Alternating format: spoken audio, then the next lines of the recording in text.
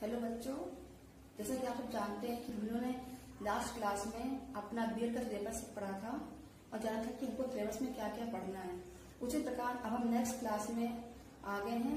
Next मतलब हमारा पहले चैप्टर का ये सेकंड पार्ट है, जिसको हम आज पढ़ेंगे और जानेंगे कि नवीन सामाजिक व्यवस्था क्या है। तो चलिए देख लेते हैं नवीन सामाजिक व्यवस्था क्या है। सामाजिक व्यवस्था को सुधारने के लिए समाज में किए गए नए नए प्रयासों को ही नवीन सामाजिक व्यवस्था कहा जाता है। नवीन सामाजिक व्यवस्था के लिए विभिन्न क्षेत्रों में सुधार के लिए कई कार्य किए गए हैं। मतलब समाज में जो नवीन सामाजिक व्यवस्था बनाई गई है तो कई क्षेत्रों में कार्य इसका हो चुका है और आगे भी चल रहा है। ये चलिए देख लेते हैं ये क्षेत्र कौन कौन से हैं। वे क्षेत्र निम्न हैं, जैसे धर्म या जाति के भेदभाव रहित सभी को समानता। मतलब धर्म या जाति के भेदभाव, धर्म और जाति का बिल्कुल भी भेदभाव ना हो और सभी को समानता मिले, इस पर बहुत ही कार्य हुआ है।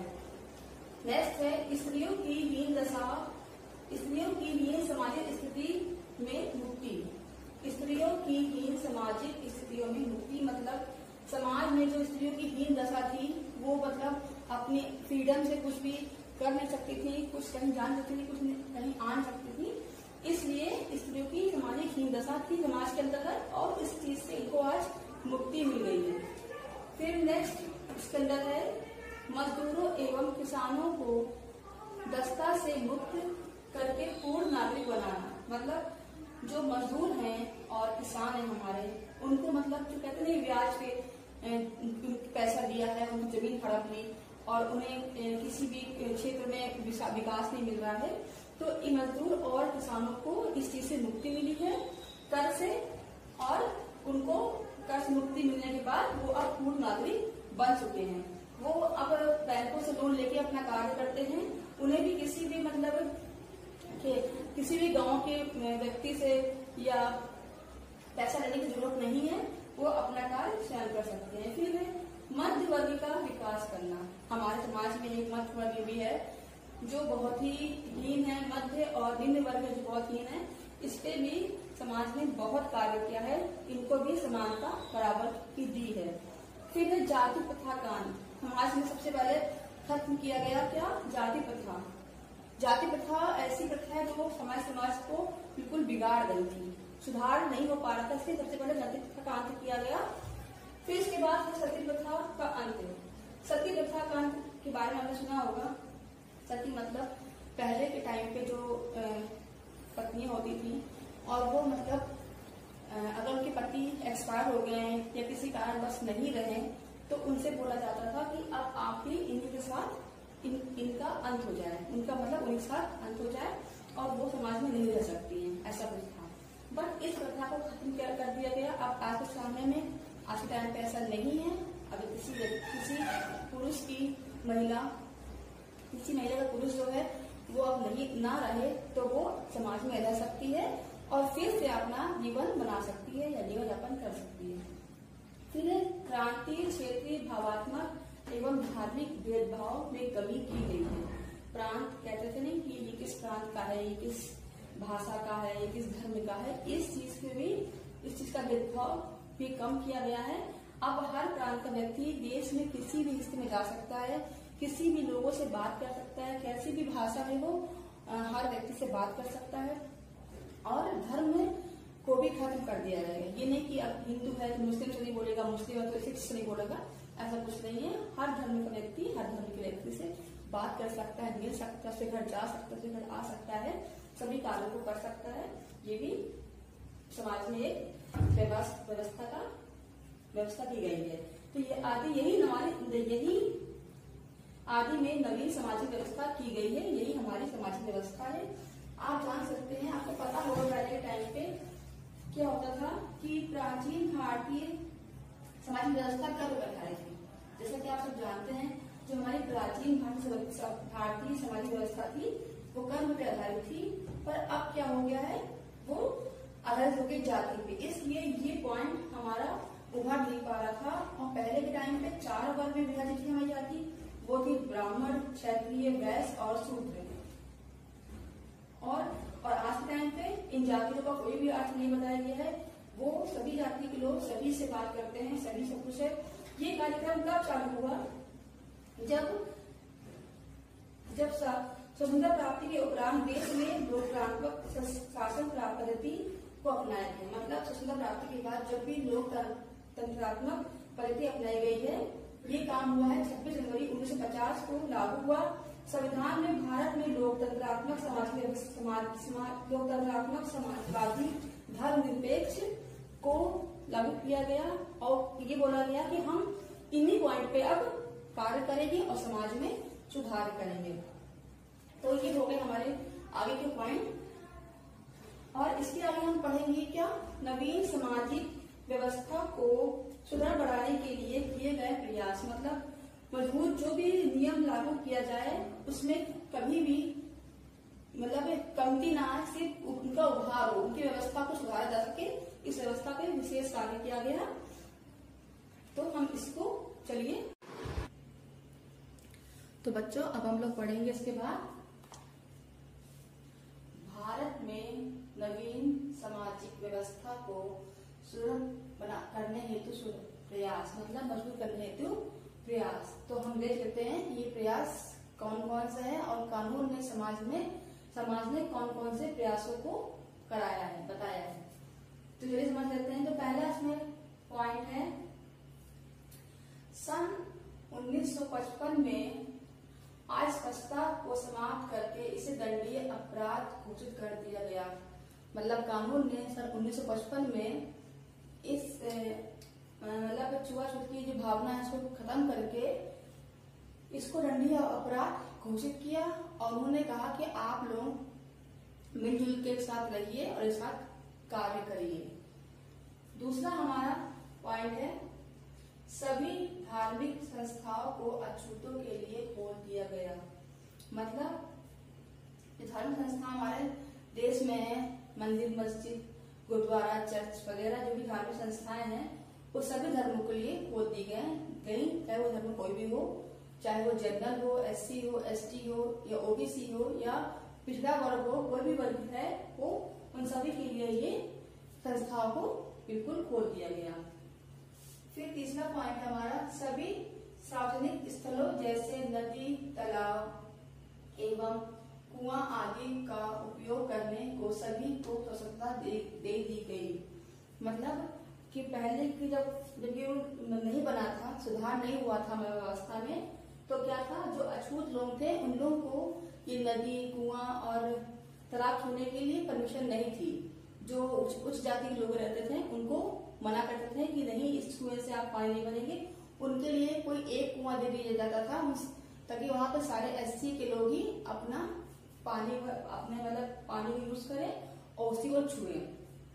पर जब नवीन व्यवस्था बनी तो कानून ने सभी धर्म के लोगों के लिए, सभी जाति के लोगों के लिए इसको खोल दिया और सभी को स्वतंत्रता प्राप्त हो गई नदी, कुआं और तालाबों को उपयोग करने के लिए।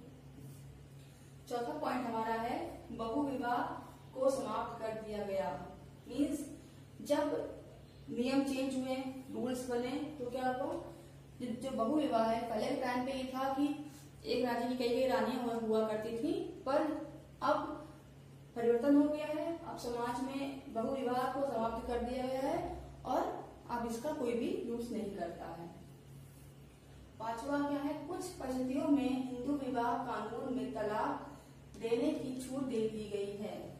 मतलब अगर समाज में किसी भी नारी को या उसकी फैमिली वाले मतलब परेशान कर रहे हैं या किसी तरह से प्रताड़ित कर रहे हैं या उन पर दहेज प्रथा लगा रहे हैं या कुछ चीज की डिमांड कर रहे हैं, तो इस कंडीशन में आप उस व्यक्ति से तलाक ले सकते हैं और अपना जीवन यापन फिर से कर सकते हैं।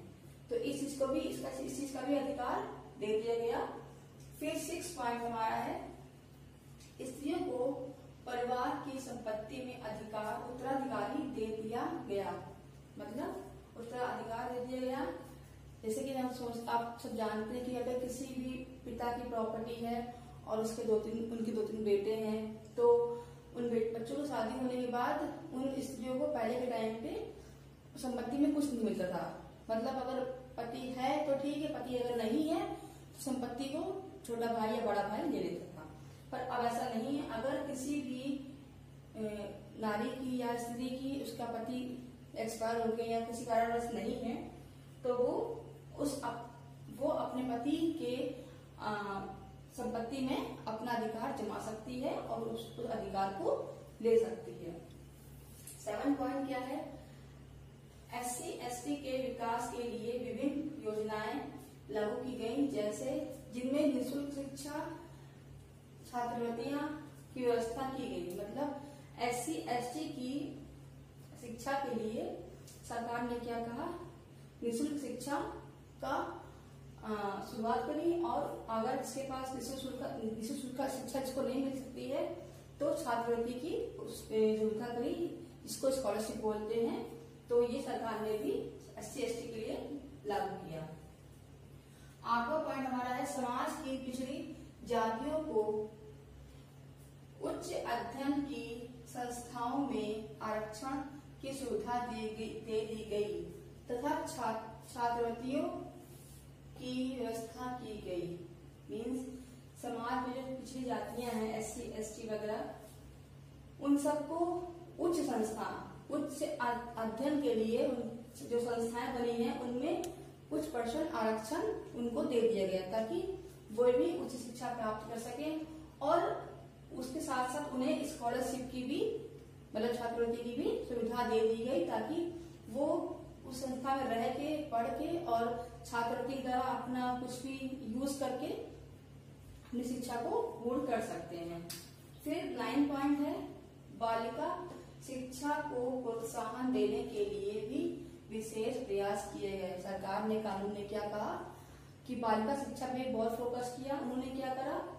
निःशुल्क शिक्षा, वेशभूषा की व्यवस्था भी की है। मतलब बालिका शिक्षा के लिए हमने क्या करा? निःशुल्क शिक्षा बनाई और साथ ही बालिकाओं के लिए वेशभूषा की व्यवस्था कर दी ताकि बालिका भी शिक्षा प्रदान करके समाज में अपना एक स्थान बनाए और कुछ कर सकें। 10वां पॉइंट है सभी नागरिकों को अपने विचारों की अभिव्यक्ति की स्वतंत्रता प्राप्त है। मतलब 1955 में जब नया लागू हुआ संविधान तो क्या हुआ? सभी नागरिकों को अपने विचार मतलब जो उनके जो विचार है, हर व्यक्ति की जो विचार है उनको बोलने के लिए स्वतंत्रता प्राप्त करा दी गई। वो अपने विचार बोलने के लिए स्वतंत्र थे और अपने विचार कभी भी किसी व्यक्ति के सामने भी प्रकट कर सकते थे। इसके आगे हमारा 11वां पॉइंट है जिसका बताते हैं आपको। हमारा 11वां पॉइंट बच्चों ये है स्त्रियों को पुरुषों के समान अधिकार दे दिए गए। मतलब स्त्री और पुरुष अब समान थे, उन्हें पुरुषों के समान वेतन दिया जाता है। मान लीजिए कि नौकरी में पद एवं स्थानों के लिए कोई विभेद नहीं किया जाता। मान लीजिए आप कि अगर किसी स्त्री को उसकी गुणवत्ता के आधार पर, उसकी शिक्षा के आधार पर कोई अच्छा पद मिल जाए और उसी समान दूसरी ओर एक पुरुष हो तो उन दोनों की वेतन में कभी भी कोई भी भेदभाव नहीं किया जाएगा, उन लोगों को समान वेतन दिया जाएगा। इस चीज का भी अधिकार कानून ने दिया। 12वां पॉइंट हमारा है सभी व्यक्तियों को समान अधिकार प्रदान किए गए। मतलब नवीन व्यवस्था के अंतर्गत सभी व्यक्तियों को समान अधिकार दिए गए। हर व्यक्ति अपनी इच्छा अनुसार सब कुछ कर सकता था। ये नहीं कि कोई व्यक्ति को कुछ अधिकार मिले हैं, उस व्यक्ति को अधिकार नहीं मिले हैं। सभी व्यक्तियों को सारे अधिकार हैं और वो सारे समाज में सारे कार्यों को कर सकता है। 13वां पॉइंट है जाति, धर्म एवं लिंग आदि किसी भी आधार पर वर्ग भेद नहीं किया जा सकता। मतलब समाज के अंतर्गत जाति, धर्म, लिंग भेद के अनुसार कभी भी अब भेदभाव नहीं होगा।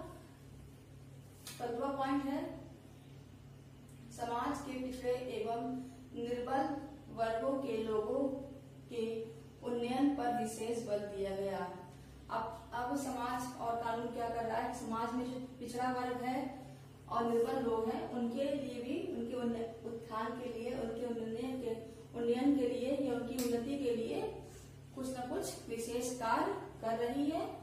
और लास्ट हमारा पॉइंट है 15वां, सभी व्यक्तियों को अपने अपने धर्मों को मनाने और धार्मिक कार्य करने की स्वतंत्रता है। मतलब अब नवीन सामाजिक व्यवस्था के अंतर्गत समाज में सभी व्यक्ति जो अलग अलग धर्म में गए हैं उन सभी को अपने धर्म को मनाने की छूट है और वो धार्मिक कार्यों को भी स्वतंत्रता पूर्वक कर सकते हैं। इस चीज के लिए आप किसी को कोई भी मनाही नहीं है, कोई भी पाबंदी नहीं है। तो ये थे हमारे 15 भारत में नवीन सामाजिक व्यवस्था को मजबूत बनाने के लिए प्रयास किए गए थे।